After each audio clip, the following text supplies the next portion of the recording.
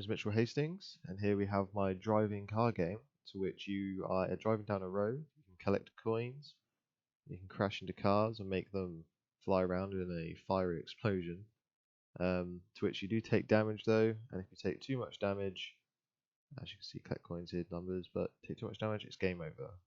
Here we have my Unity main page. As you can see here, we have a player controller script, we have a collectibles manager script, we have a levels manager script, and we have a traffic manager script, so I can keep everything organized. Let's delve into the player controller script.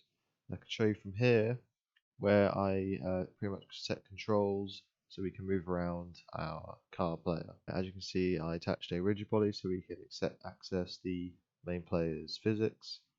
Here is the main function of where we created the input, to which it allows me to set directions to the A, W, S, and D keys.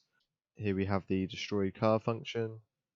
We use a collider to get the information of the enemy car, and then we can set that car to be disabled and destroyed when it collides with the player car. Next, let's move on to the road manager. Here we are handling those roads that are moving towards our player. Here you can see we instantiate the roads. We have it on in a for loop, so which we're cycling through the amount of roads that we have within our available roads array. We are cycling through that array, and then we are spawning in those tiles, to which we have it on a treadmill system, moving along to a point where when it gets behind where the player is spawning in, they are reset back to where their original spawn point is. As you can see here, last tile equals and spawn roads. So move on to next, following the roads, is the coins manager. As you saw in the game, we have coins that are flying down the road towards the character, and you pick them up to collect them. Same similar thing when it comes to the road. Except for the road, we're just respawning them back at the original spawn point, and because they don't come into contact really with the player, like getting picked up.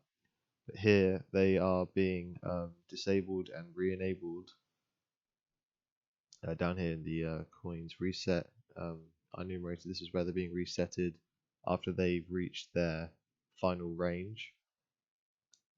Here we have it moving down through the range of where the road is to the end of the road, and as you can see down here, this is where we're pretty much spawning them in, making them move backwards through the game speed, which we have in level manager, which I shall show you through time.delta time.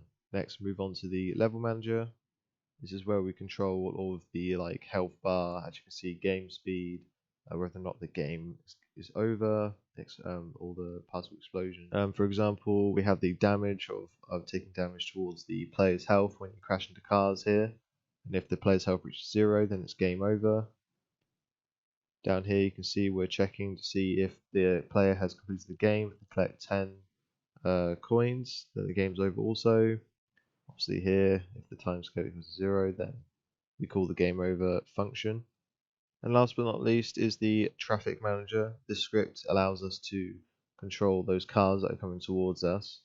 Pretty much we had them in a available cars array, to which we had in a spawning pool, to which they're being set active at the beginning of their spawn cycle life.